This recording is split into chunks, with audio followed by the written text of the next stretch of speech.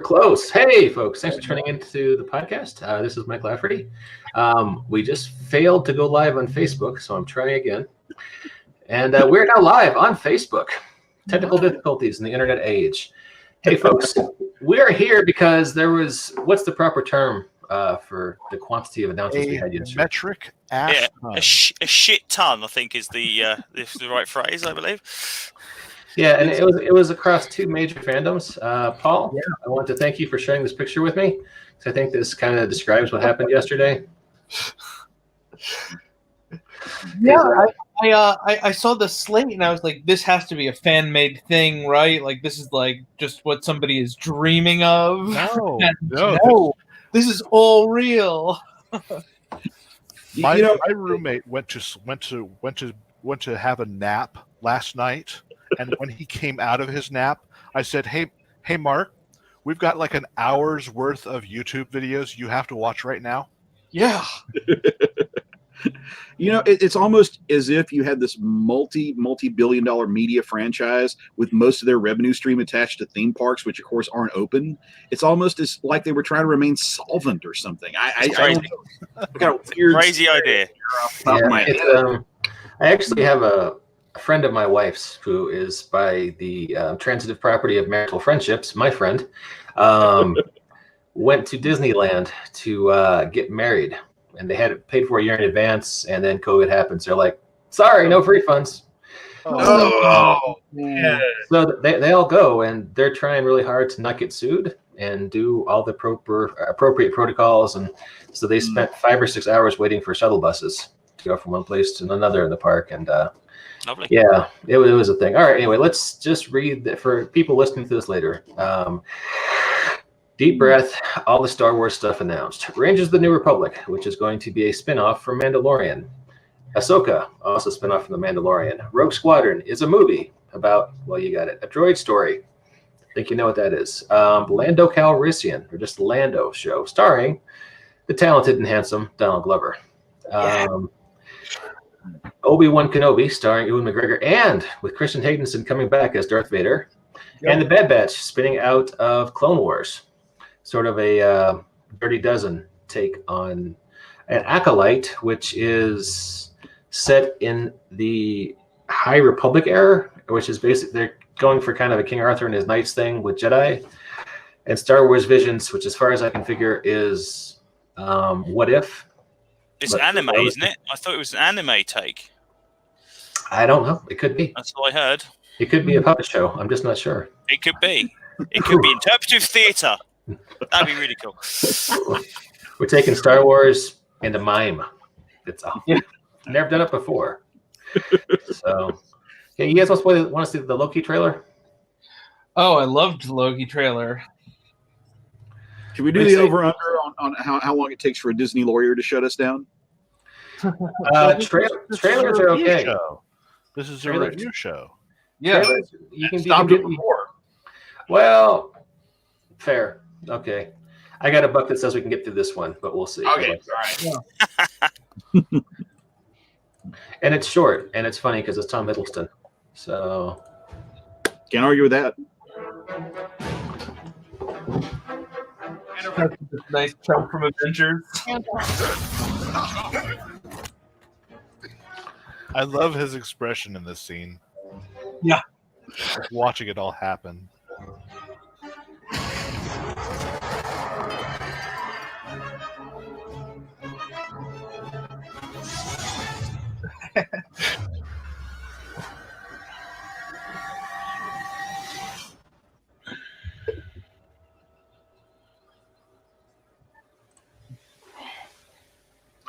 this is kind of a backdoor for getting Heimdall back into the MCU, isn't it? Could be. Could be. I mean, Especially there's because time travel-y stuff, so yeah, this Loki is still the bad Loki. This is the Loki after Avengers who hasn't learned all the lessons that the Loki we knew I don't like to had. talk, but you do like to lie, which you just did. Because we both know you love to talk. Chris, who's that actor? You got me. Yeah, I know. I recognise him too. I know that guy. Luke Wilson. Luke Wilson, yeah, Oh, of course it is. Yeah, from Wedding Crashers. and Rail Tenenbaums and Lots of other things. Glorious.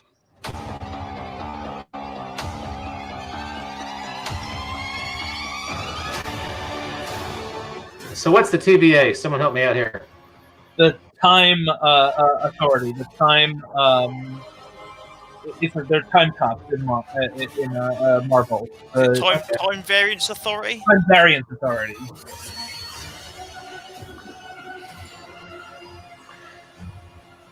That was Black Widow, right? Yeah. That's Brother, I'm down. You better be ready.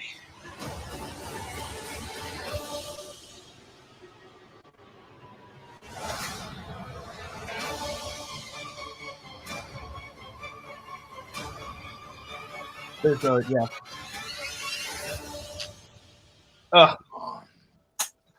What did you expect? You have to appreciate it. Tom Hiddleston's in it quality. Sell what you got. I mean, what the next one will be Tom Hiddleston reading recipes out loud. I'm in this. You love me. Tune in. And we do. Tom Hiddleston's great. Hey, that bit there at the end where he's DB Cooper, I really enjoyed it. I love that. That's such a and he looks just like him with the glasses and the haircut. So, in addition to that, they've also announced. I'm going to have to go over to a list. Forgive me if I'm a little slow, but You want some help with this one? yeah, you want to do your voice acting for this, Jacob? Very well. All right. Please proceed, sir. Coming to us from Marvel Studios is WandaVision. The heroic imaginings of Wanda and her happy life. We also have Falcon and the Winter Soldier. You want patriotic superheroes? We got patriotic superheroes who hate each other in a buddy comedy. We got Loki. We've also got Hawkeye. You want Hawkeye? We have two of them. There's going to be the new animated series, What If? Starring what the hell happens if the Marvel Universe went a different way in every single way. That's going to be fun and animated. And it needs to be animated because, oh my God, they have so many different things planned. There is going to be an Ironheart series, starring the protege Riri Williams, who is Tony Stark's biggest fan and hopeful replacement. There will be a series for Moon Knight, She-Hulk, Miss Marvel. There's going to be a Captain Marvel 2. They have announced a Guardians of the Galaxy holiday special. Yeah. Can you believe that? I'm so excited. Yeah. There is going to be a series of short films called I Am Groot. And that's just all the extra stuff in addition to Guardians of the Galaxy Volume 3. They're planning over the next couple of years for Black Panther 2 to come out. There's going to be another Ant-Man and Wasp series show. No, that one's a movie. They have so many different shows and movies coming out. Oh my God, it's hard to keep track of what's going to be what. There's going to be an Armor Wars series. Yes. It's going to be a series, not a movie. Armor Wars is a series, but apparently Don Cheadle's going to be in it. Yeah. As a huge fan of the powered armor in Marvel, I'm really excited about that one. Yeah. Let's see. Doctor Strange and the Multiverse of Madness is still on track, and and that's going to have crossovers they've mentioned with the new Spider-Man movie that's going to be coming out soon as well. Yeah, who they dropped some big casting news on in the past week too. Mm-hmm. Negotiations fell through. I won't actually be in Spider-Man 3, but everyone else, it seems, is. I hope you guys had a good time on set with Tobey Maguire. I believe Lucky also Nicholas Hammond is going to be making an appearance in that one. Now, That's not necessarily true, by the way. Just as I am all sorts of excited that they are bringing back Alfred Molina as Doc Ock, because That's a big he one. was an amazing Doc Ock. Yeah. There's no reason to recast him. Yep. And I think finally there is an announcement of the development of a Fantastic Four movie, bringing us Marvel's first family. I know that's the big one, the Fantastic Four. It's absolutely the biggest news because that'll be directed by John Watts, who directed the 2 previous Marvel Sony Spider-Man films and follows us on Twitter. So this man is clearly the most gifted person working in Hollywood today. We love you, John. Hey, and Donald Waters, thank you for watching. Always good to have an audience member chiming in. Says the young lady that got cast for Miss Marvel looks the part. Good casting, and we would agree, sir. So, yep. So it's so much. It's too much, guys. It's a lot. It is spread over like the next 2 years, though. They've got 2021 and 2022 listed. Fantastic Four has yet got a date. I think even the Guardians is 2022 Christmas, not even 2021 for the Christmas special thing. So that's correct. They are obviously trying to get that giant fishing reel and bring people into Disney Plus. This is the thing. Hey, we've got shows. Don't worry, it's not just the Mandalorian anymore. We've got lots of things coming. So yeah, to expand on what A just said, 3 new shows each year for the next 3 years in each of the franchises. There will be 9 new Star Wars shows and 9 new Marvel shows over the course of the next 3 years. So three shows each year. You're going to have content. You will have things to watch. I think you're probably right, Chris, there. Because it used to be when Disney Plus came out, they're like, hey, we got Star Wars and Marvel, and oh, hey, here's this charming Jeff Goldblum show. And hey, here's the guy who does the voice for Goofy, and he's playing with people's dogs. How about that, huh? We got stuff for you to watch. Here's the National Geographic movies, huh? And now it's, just so much. Disney Plus, when it came out, still had some good content. I got to watch a lot of movies that I haven't gotten to see since I was a kid. I was going to say the whole catalog for you to chew through, when it first launched. So that was another really, that was a big selling point, I think. Yeah, I got to show my kid Darby O'Gill and Little People. So nice. That's an excellent. Right, that's an old one. I tried to talk him into watching Daniel Boone because we're reading about the Alamo, but it's hard to sell a kid on the special effects from those days. There's a bit where they're fighting off river pirates, and you could really obviously see they weren't anywhere close to a river. Yeah.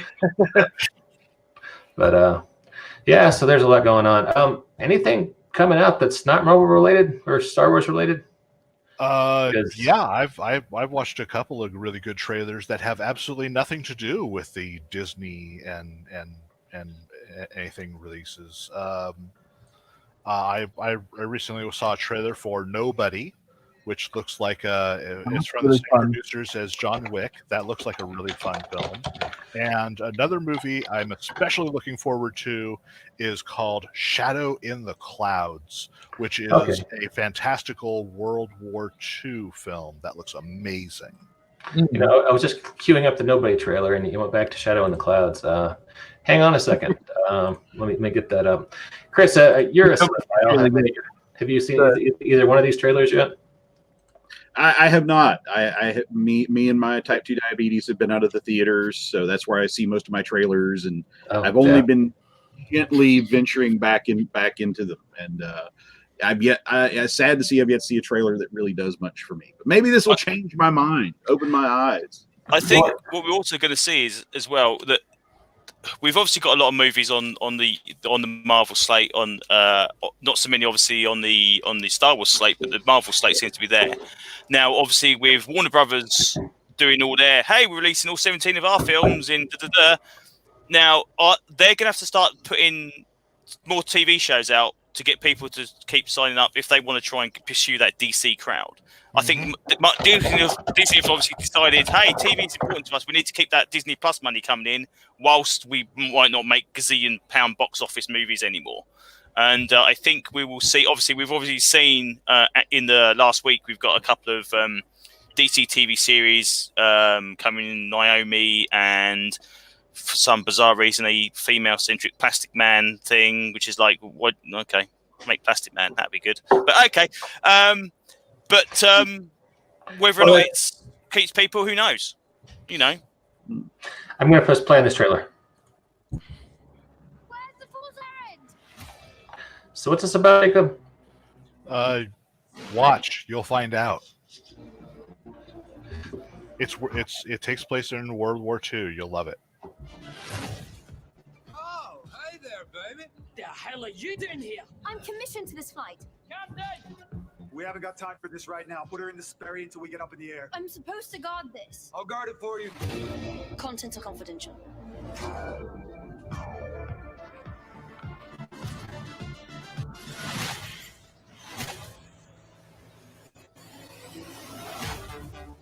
What's your name, honey? Flight Officer Carrots. Ain't no women in the Air Corps. I'm a flight mechanic and a pilot. You're not the pilot.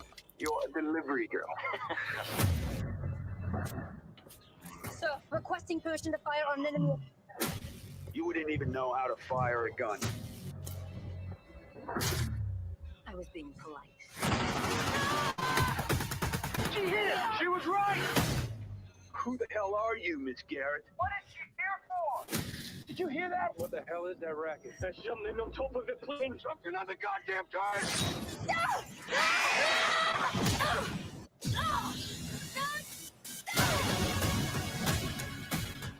Here they come. Get up!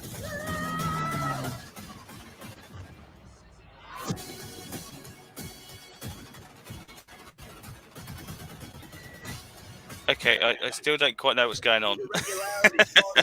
Okay, she They're has gremlins. she has a secret package on a B-52. There are monsters who are after her for it. Right.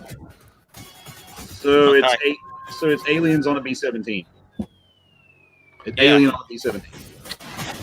Yeah, we are no longer we're no longer just having snakes. We have to go for monsters. Yes, ma'am.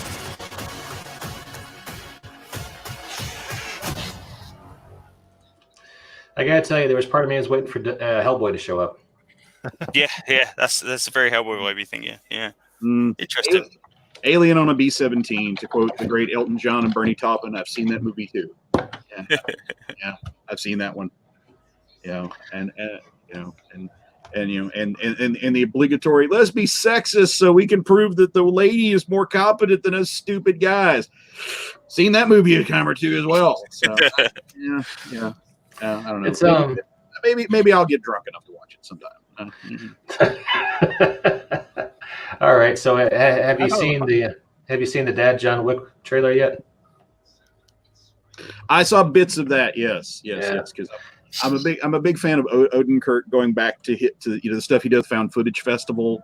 You know, I just love the fact that he's the guy is still staying out there doing cutting edge comics. I respect his artistry. Mm-hmm. Yeah, I like his work too. I'm just surprised they cast him as an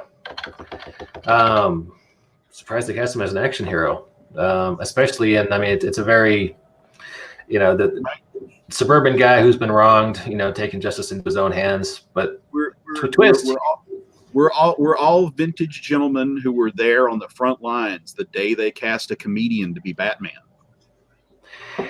That's true. Indeed. All right. So I am suddenly at a loss for words. It doesn't happen very often. You're their mind is blown by all the content that is coming out. I've watched all the trailers as well. I've watched all the announcements. Still nothing convinces me to buy Disney Plus. Still, I'm not looking forward to any of it. The one thing I was looking forward to was the What If series, and I'm not a fan of the animation. So that's that off the table as well. Now, it had to be animation, like you said, because the idea you could do that without it is just, but I'm just disappointed by that as well. So it's like, well, there you go. You had your chance. You could have got a year out of me if you're lucky, but no, I don't think so.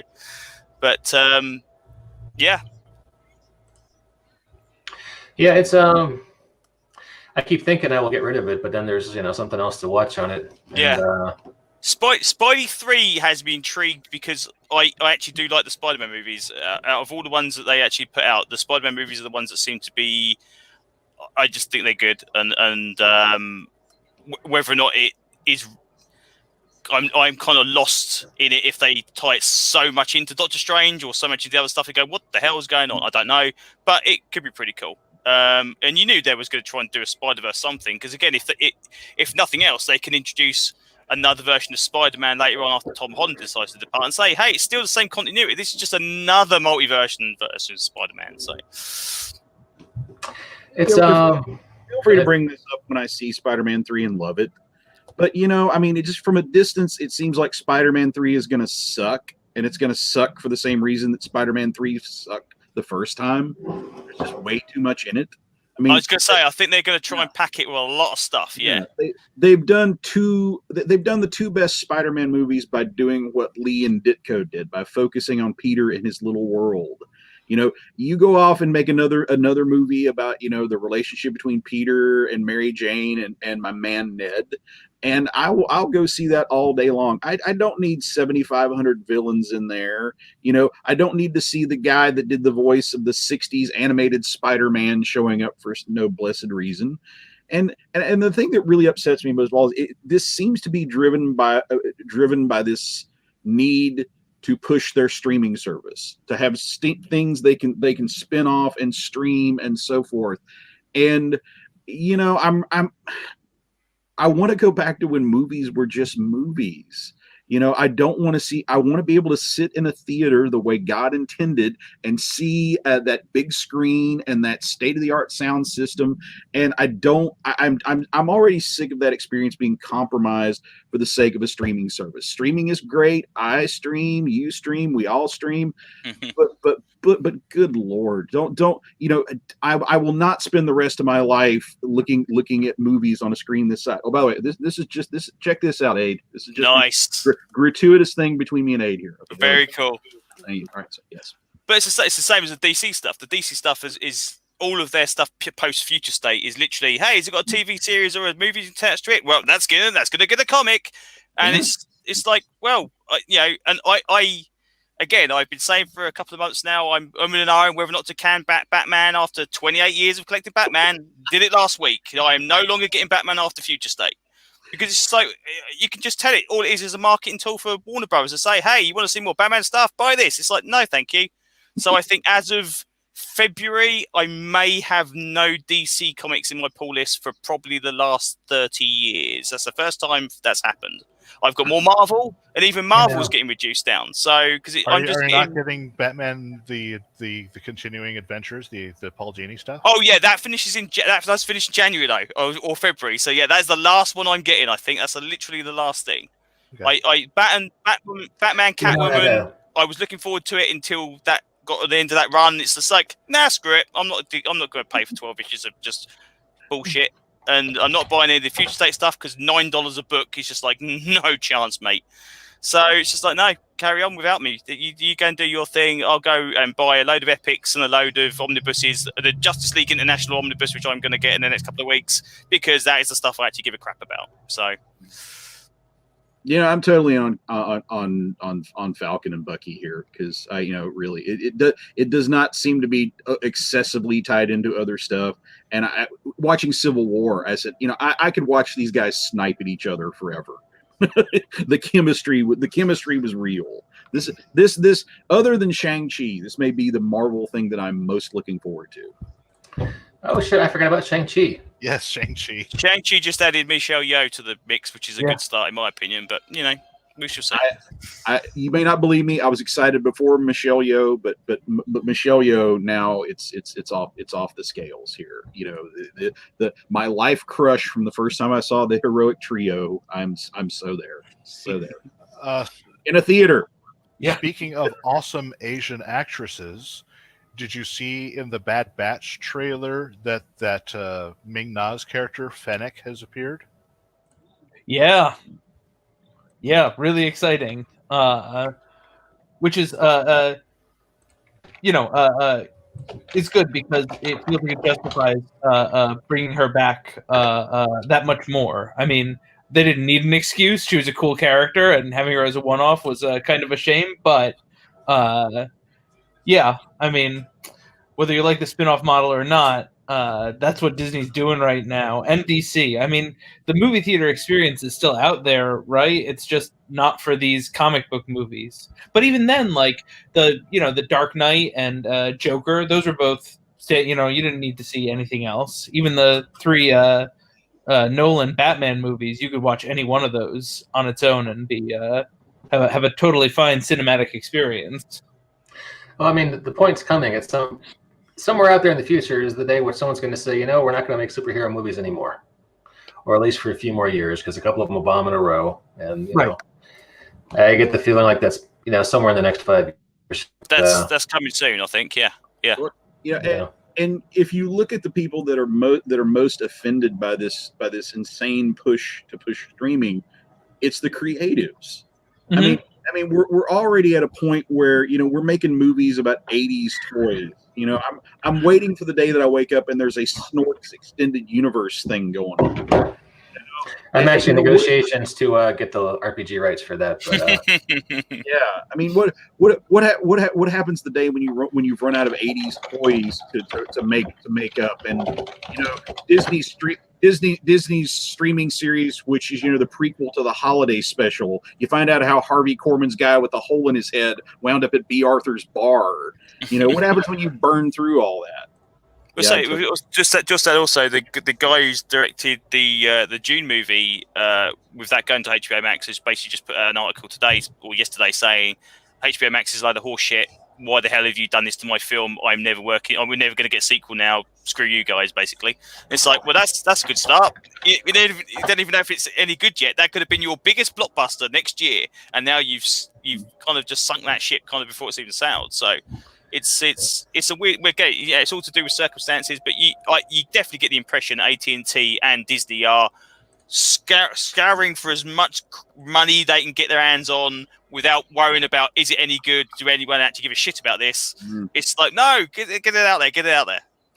The people running HBO Max are not deliberately trying to sabotage that channel. I want to see what their deliberate sabotage plan look like. I want to see the plan that's worse than what they're actually doing. So the interesting thing is, as far as I'm aware, you cannot get HBO Max in the UK. So all of those direct 30-day slots for all those films, we're not going to see or eventually come out. I did see a trailer for Wonder Woman today, and I swear it just gives us a cinema release rather than anything on streaming. So that they could do it, especially if they joined up with Amazon or something or other, because then it would be an international kind of thing of actually having it available on there. But I think people are just going to be pissed. And again, who's going to want to watch a film at the cinema that's been on HBO Max and been spoiled for 30 days previously? So, this guy dies at the end. Maxwell Lord's in it. It's like, oh, great, thanks for that. Why would you bother? Yeah, the other great sign of the times piece that I saw was the article out there that after praising this whole Warner plan to the hilt, it turns out that both Gal Gadot and Patty Jenkins got paid a cool $10 million each to get out and talk about what a great thing it is. And they both got paid big bucks. Yeah, multi-million dollars to shill for this. I mean, you can understand the frustration to both of those that kind of just want to get it out there after waiting so long. It's like, okay, we've got to get out there to see it. But the idea that it's like, yeah, we're gonna kind of give it a slightly crappy limited release. Yeah, don't say anything bad. It's 10 million.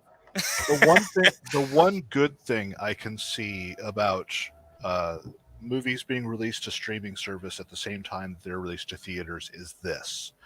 We may have actors paychecks go back to similar to Die Hard levels, which is not a bad thing.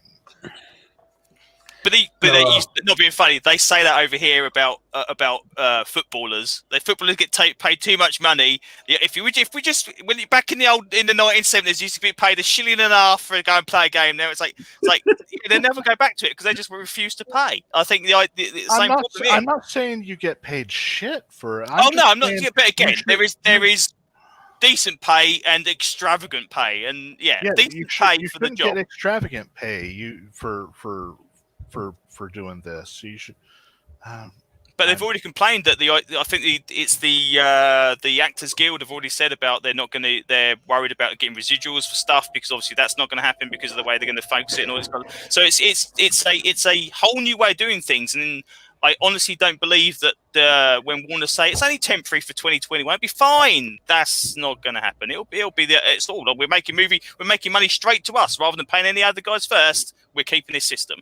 Yeah, this is the kind of change that once it happens, you don't cycle back from it. Yeah. Well, I mean, no one knows it's going to happen, especially a few weeks ago when we weren't sure there was going to be a vaccine, and we still don't know.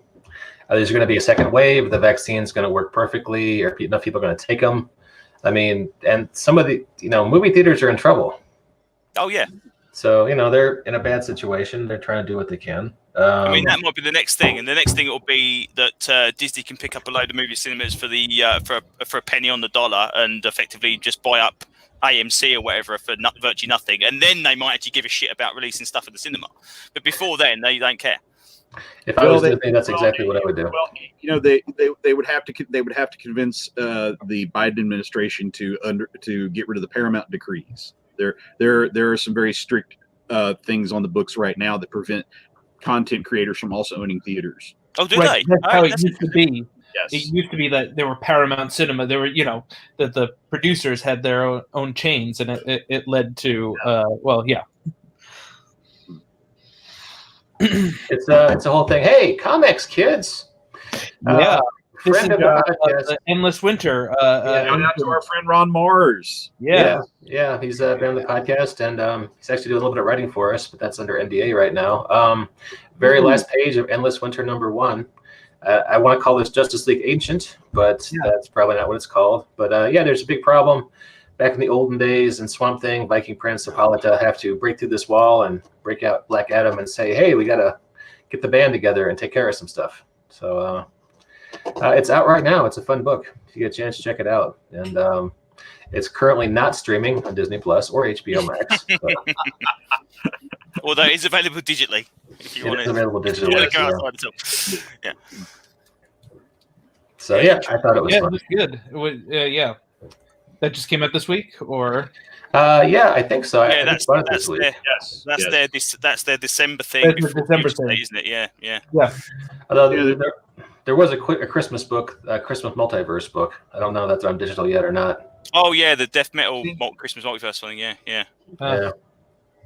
I got to tell you though, I had a horrible realization. Comic books about a week ago, and I felt really bad because I'm kind of a snob about comics.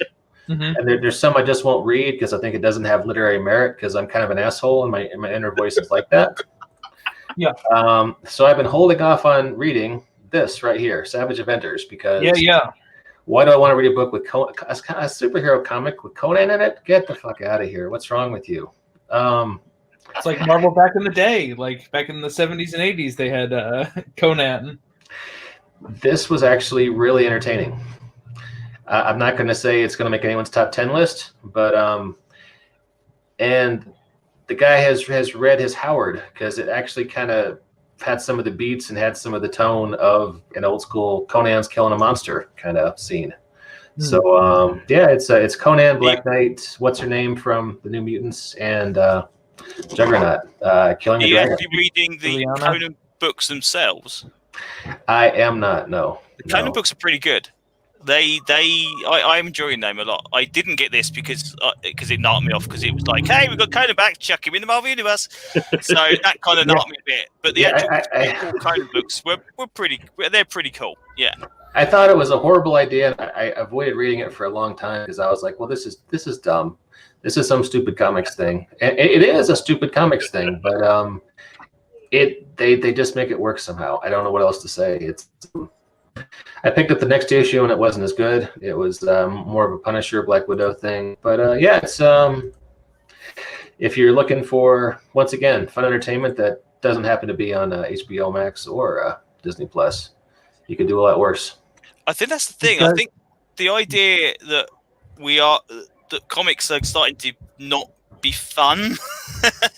It's getting. I still can't understand why, instead of doing DC doing these young adult novel or graphic novels where they kind of take a character then change them, why they just don't release kind of like the Batman animated series level books where it's just like, this is Batman doing stuff that Batman does, and you recognize him as Batman because we haven't changed it, but you can read it if you're 10 years old. You can read it because I remember there was one in the UK. It's like, oh, it's an all ages Spider-Man book. You open it up, oh, Spider-Man's gonna kick that crack house open. It's like, what the hell? This is not an all ages Spider-Man book. This makes no sense. Why is there nothing that they put out that actually goes for that cartoon audience that people would actually see at the TV and go, oh, right, Batman animated series, Justice League stuff? They could do that, and they wouldn't have to get all this kind of people going, well, why did they change this character? Why did they change that character? Because they would still be recognizable as the characters. I go to a lot of book fairs, or I did in the before times, because I got a kid in elementary school, and there's a big table full of graphic novels, and they sell a lot of them. Dogman, right? Yeah, Dogman sells a lot. There's a lady named Raina Telgemeier.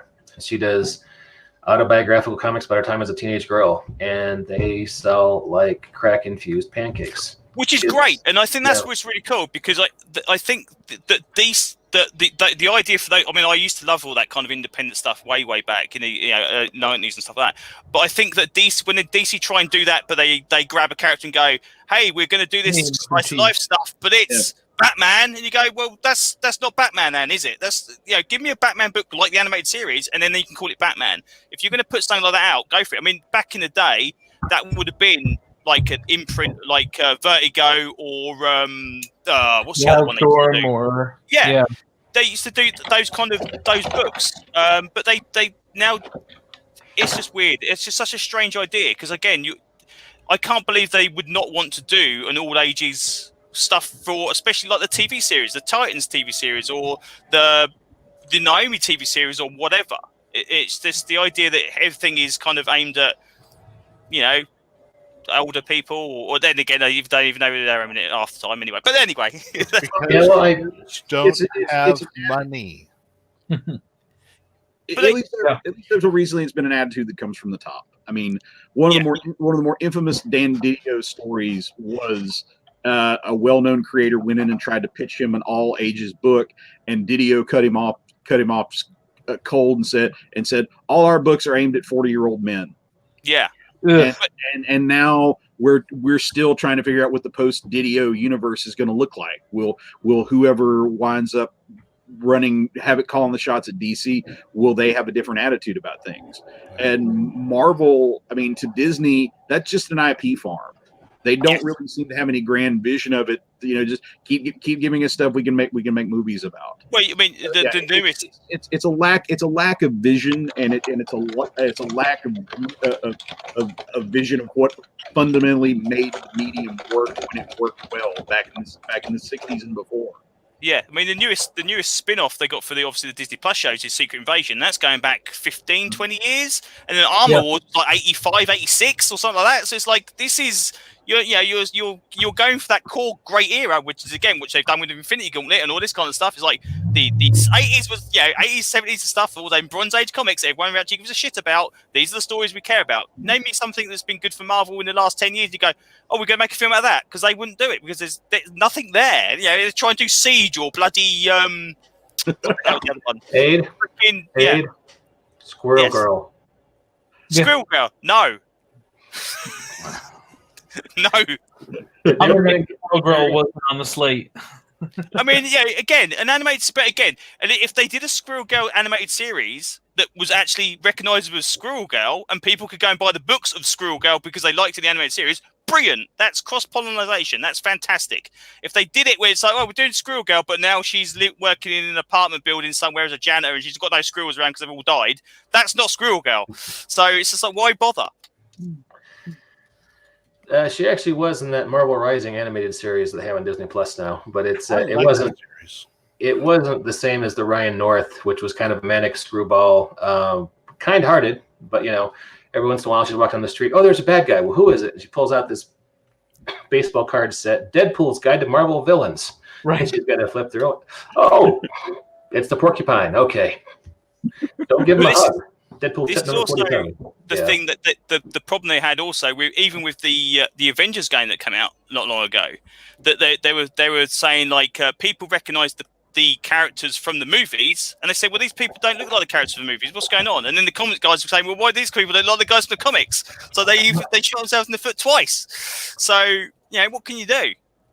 If the cross-pollination they want to get, you have to be able to pick up a comic and have it look like the movie or whatever other thing you're looking at. And a lot of times, I mean, God bless these guys in the game, but this game had a lot of problems. Besides the fact that it looks like 12 random people from the shop down the street are playing the title characters. Right? It looks like the cast of The Office, like actors. Exactly, and it's likeness rights are expensive, but who the fuck is that guy? Who's that? Who's Captain America? He looks like he's working at Edward Jones. Wants to talk to you about your 401k portfolio. It's so it's basically a mockbuster. This is like Atlantic Rim. Yeah. Yeah, I mean, it looks like you got the guy from It's Always Sunny in Philadelphia playing Tony Stark. But it's I've heard the gameplay is okay, but there's not much to it. And the multiplayer it's kind of terrible. Right now, I may or may not be occasionally playing City of Heroes, a long-canceled MMO on semi-pirate servers. Oh, yeah. Probably on, servers, I'm guessing, somewhere offshore. And it has a larger user base than this multi-million-dollar release from a major studio. That's because it's a better game. Yeah. Well, it is. It's a pretty good game. Oh, if it was always a case where the better game is the better seller. Oh, if only that were always true. Well, I mean, it's like I always tell my friends, good does not always equal popular, nor vice versa. Yeah. That's why I'm playing on a private server sustained by user-based donations, and no one who actually wrote these characters or the code is getting paid. But it's So I think next year is going to be interesting, March, April time, because I think Marvel are obviously going to do something in response to Future State books that are coming out. They're saying about like the X-Men's going to say what's going to happen with them after this Reign of X crap that's going on. Something's going to happen to the X-Men? What a shocker! Yeah, exactly. It's like that. They've got to get a market, and I think that we're going to see, as with all the stuff that's coming out with DC, Marvel's market is just big. Hey, you see these guys in TV? They've now got a comic, but we see that now anyway. I mean, right? But again, the irony being is that when they say, "Hey, you want to see these guys in TV? We've got this," and I go, "Yeah, have you got a trade paperback at the good stuff they did back 30 years ago? Because that's the stuff I want to read. I don't want to read the new stuff." Yeah. Yeah, and that's the thing. Like stuff that's on the shelves right now is pretty unrecognizable to any fan, long time or new. It's like, I mean, like the Shang-Chi movie that's coming out. It's like, oh, they're bringing a Shang-Chi graphic novel out with the original 70s stuff. That's the one I'm having. Not getting a new series. Not having that one. It's. I like Marvel because I love their Epic Collection stuff. I love that they've devoted themselves to actually doing that. And the idea that I could have an entire run of Spider-Man from 60s to the 90s in 26 volumes or whatever, I think is fantastic. And I'm that's what I'm aiming for at the moment. And every so often an Avengers issue or a Fantastic Four issue or a Hulk one will come out, or Epic will come out, and it's like, oh, just have that one as well. And eventually I'm going to have the entire Marvel universe sitting on my shelf in freaking Epic Collection. And that's what I'm going to be reading. And I think that's what's going to happen. You know, there maybe my all-time favorite article at theonion.com. The headline was something like 35-year-old man realizes all his 14-year-old dreams. And they show a picture of this guy with like the vintage Millennium Falcon and big stacks of comic books. And I feel personally attacked by this relatable content. Oh, don't get me started on how much the Millennium Falcon costs nowadays compared to when I had it when I was 12. Bloody hell, it's like 10 times the cost. It's absolutely ridiculous. I probably used fewer firecrackers on mine had I known. Yes. I just pre-ordered the new Castle Grayskull that's coming out next spring. Oh man! And how much is that? $75. That's ridiculously cheap. That's not bad. I think the new Masters of the Universe Origins figures are really, really inexpensive. Yeah, they're 15 quid over here, and back when I was working in retail 10 years ago, action figures would cost you 8. So I mean, that's not a bad markup. I've been meaning to talk to you, Aid, considering Series 3 figures are now available in Europe, but not available in the US. Of getting me figures. Oh, really? Jeez. So we should probably mention people can go to Patreon and find Jacob's action figure comics. Yes, I make fun action figure comics, but I need more action figures. And Series 2 on the Masters of the Universe is only now coming out in stores, and I have 4 Walmarts in the area, and none of them have them. Oof. So do you take requests? Can people just send you action figures and you work with them? That's a great idea. Absolutely. If people have action figures and want to send me action figures, and you have ideas for comics you want me to do, I will gladly do that. Did you see? Sorry, Chris. No, go on. So hypothetically, if I send you an action figure of legendary pro wrestling manager Jim Cornette, I can see Jim Cornette and Skeletor together. Uh-huh. My week is made. Have you shut up now? My week is made. Have you seen the Masters of the WWE universe that have been coinciding with the release of the new Masters of the Universe? They're pretty cool. We've got a Mr. T figure. The Mr. T one is amazing. We got Triple H. We got Seth Rollins with a big flaming sword so he can burn it down.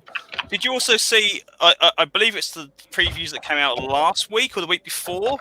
There's 2-page spread in that of basically just dioramas of city backdrops. You can just for action figures. They're generic. They're not for anything particular. But it's like, hey, you want to set your action figures up in the street? There you go. They're pretty cool. Awesome. Yeah. All right. For those of you who are watching now through the magic of the internet, patreon.com/JEBA Action Figure Comics. Send me money. Jacob needs money, and you can also contact him there and send him your action figures. I can tell you, Jacob might be receiving a Green Lantern and Green Arrow from me in the near future. And I'm going to send him long scripts where they talk about their relationship and what's really going on. I can do that. I will do Kevin Smith-esque conversations between characters where they're just talking about the world they live in, because that's the stuff that me and my friends do in our RPG games when we're just talking about the superhero worlds. And it's like, hey, you know who would suck to work for? Joker. You know why? Because he keeps shooting all his minions. I'm never working for Joker. I'd rather work for Penguin because, oh my God, that guy pays. Penguin will pay you. Random recommendation. Did you ever manage to catch any of the issues of the last Manhunter series that DC did? No. Okay. Underratedly awesome series, and one of the many things I loved about it is that the main character, Kate Spencer, Manhunter, her main ally is a guy who has been like a lifetime henchman. He's the guy who gets her like her tech and stuff like that, and he's always telling random stories like, "Yeah, this reminds me of the time that me and Kite Man were out on a heist," and just all these like backstage, kind of working guy shout outs to all these obscure DC villains. And again, so much that I loved about that series, but that was certainly a highlight. I love that. That Manhunter series was great, and another one that got wiped away by the New 52. Because that. And that had the crossover with Secret Six, and like that was Yeah, that series felt kind of like Gotham Central or Starman, where like this is kind of doing its own thing, and like it's got this real human, relatable quality in the protagonist that you don't often see with traditional superheroes. Those Starman books were fantastic. I love that Starman series. I have them in hardcover. Me too. First time I'd read it was in hardcover as well. So it's just like I'll just try it and see what it's like. It's like nope, grab them all now. So yeah, they're very, very cool. Very cool. Yeah. This is something I wish they were still doing. Alex DeCampi did Hell's Kitchen Movie Club, which was a series of strips with just Frank Castle and Bucky Barnes drinking beer and watching movies.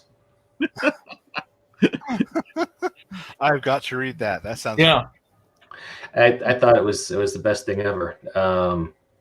Triggers me fucking Pixar. Bucky, I don't like Game of Thrones. Let's watch a Star cartoon with the balloons and the fat kid instead. I didn't cry for 70 fucking years under Hydra, and 10 minutes into the goddamn movie, I was ugly sobbing. The Winter Soldier doesn't cry, Frank. I cried too. Fucking Pixar. So what do you want to watch? And they agree on Texas Chainsaw. Yeah, that's beautiful, and that's better character writing than those characters sometimes get entire months of their own books. Yeah.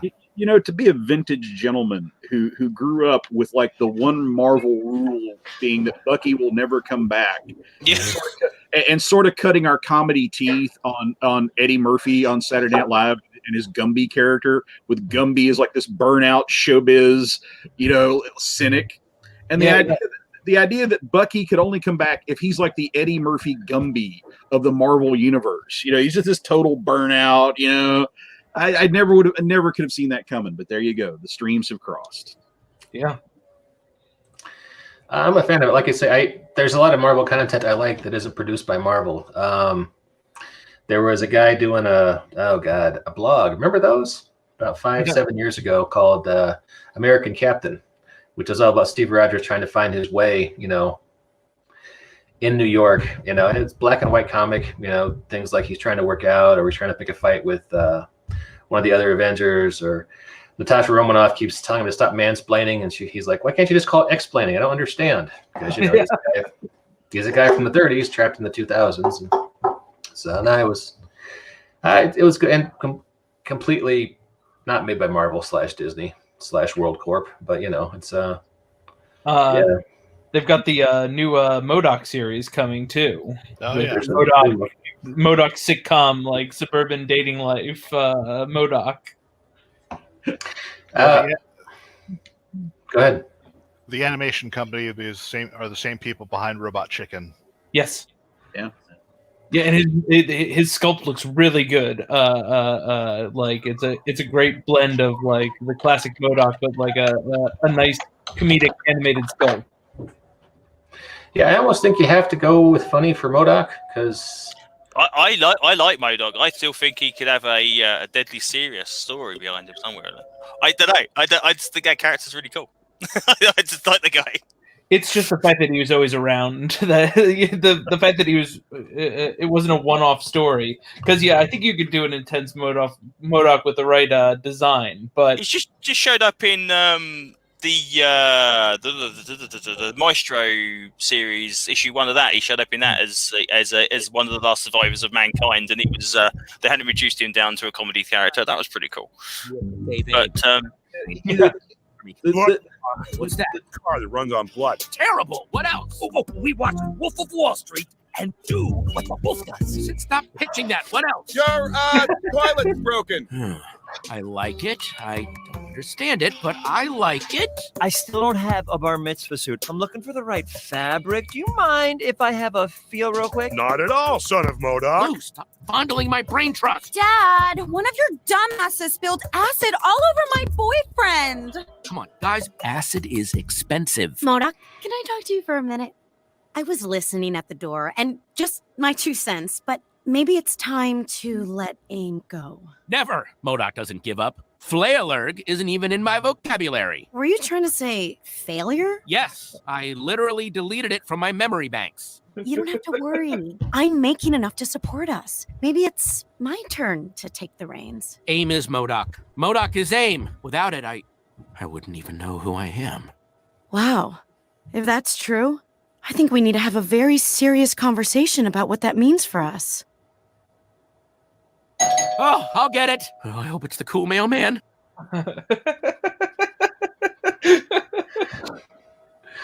I was that Patton Oswalt? Yes. He's gonna call me again. This podcast is the only superhero related media that Patton Oswalt hasn't been on. Yeah. He keeps calling me, sending me letters, and I'm like, no, Patton, no. But he is a frequent visitor to the same Alamo Draft House that I go to. So if we ever wind up sitting next to each other, I'll get out the grease gun. I'll see what I can do. Okay. All right. I like Patton Oswalt. He's just everywhere. Paul, you were saying, go ahead.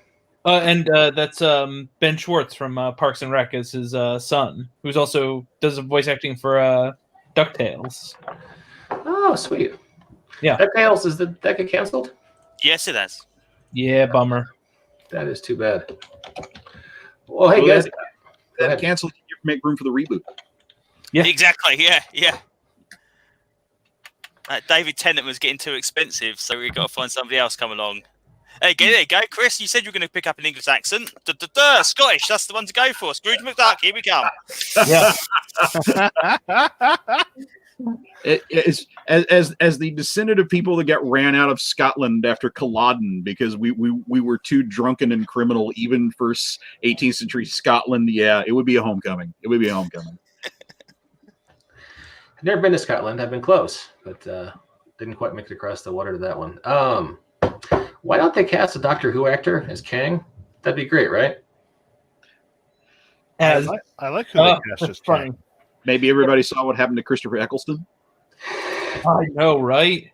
That poor guy. Yeah, that's fair. Who did they cast as Kang? Oh shit! As soon as you said it, the name popped out of me. He's from Lovecraft Country, he was right? From Lovecraft Country. Yeah. I'm getting it. Jonathan Majors? I'm going to not Google that and say Don Knotts. No. My default joke about Jonathan casting is always William Shatner, but they're not going to cast William Shatner as Kang. They're going to cast Jonathan Majors. So there we go. All right, I guess I can see that. So, all right, guys, it is 5:00. Somewhere. And that somewhere is Denver. It is time to say our goodbyes. Please support the Banff podcast on Patreon. Give us money so we can have much more conversations about this. And support Jacob so he can make his action figure comics. Yes. I'm going to go buy some of those Action Philosopher and send you like Sartre and Plato and just make them talk about... I do have a wish list if anyone wants to just buy figures for me. I'm loath to part with it, but thanks to my dear friend Justin Moereb, who constantly needles me for being a Canadian studies minor, I have an action figure of Sir John A. Macdonald, the very first Canadian Prime Minister. So there you go. That may be my last Infinity Gem thing that I send. Okay. I'm going to send you MASH action figures because they work. That way we can have some hot Hawkeye on Hawkeye action. Okay. Random thought, random game designer thought. Random game that I made up coming out of Baltimore Comic-Con. Try to come up with the weirdest movie to do a cosplay for. And one of them that got tossed out there was the theatrical version of MASH. I thought that I had won it with Glengarry Glen Ross. There you go. I thought, there you go. Like a dedicated Glengarry Glen Ross cosplay community. I thought that was the winner. But oh my God, there it is. And you could use that same, you could use that same sculpt to do a Martian Manhunter. You could. He played him in the TV movie. So deep cut. Yeah. So please support Jacob's Patreon so he can refuse my generous donations and my assortment of very obscure action figures I will be sending him just out of maliciousness because I'm a bad man. And while you're browsing the interwebs, if you would head on over to the Facebook that all the kids are into and give the Ghost Show Press page a like, we have a big freaking announcement coming up here in the next couple of weeks, and you'll want to be a part of it. Get in before the rest of the cool kids. Anticipation. Yes. Ooh. Cool. If you search for Ghost Show Press on Facebook, it'll come right up. And with that, I am being summoned upstairs to do fatherly duties and such. So Everyone, thanks for coming out. Paul, always good to have you, sir. Should have you on more often. Abe, thanks for coming across the pond digitally and joining us this evening. Technically, it's tomorrow at the moment, so. Oh, I guess where that's I good. am. Yeah, so it's all good. Well, good morning. So, do we get through the night okay? Is everything all right? I think it's all right. Yeah. Okay, good. It's that kind of year. You just have to ask. Yeah. I'll take any insight I can get. All right, Jacob, Chris, always a pleasure, sirs. This was a nice switch from getting liquored up after class. I enjoyed this. You know, I was giving my kid swimming lessons for a while, and I used to stop in the liquor store next to it while he was swimming to buy my 9 a.m. Red Bull. Just keep going. That's I'm not driving home with my 5-year-old in the car after I'm boozed up. But I was like, so why are you guys open so early? Because it's 9 a.m. in the suburbs, and you guys are here. He's like, well, school teachers. Yep. And I was like, really? He goes, yeah, they like to buy those little airplane bottles. I bet. And you just hear those details, and all of a sudden you're writing the story in your head about what's going on, right? These folks are sitting out in the parking lot, doping their coffee before they go in. And whenever I go to a parent teacher conference, that's the first thing on my mind before I walk in there and talk to Miss Harrigan about whatever my kid's been doing. So. All right, on that happy and completely irrelevant tangent, we will bid you adieu. Check out next time on the Banff podcast. And Don Walter, thanks for your comments. Appreciate it.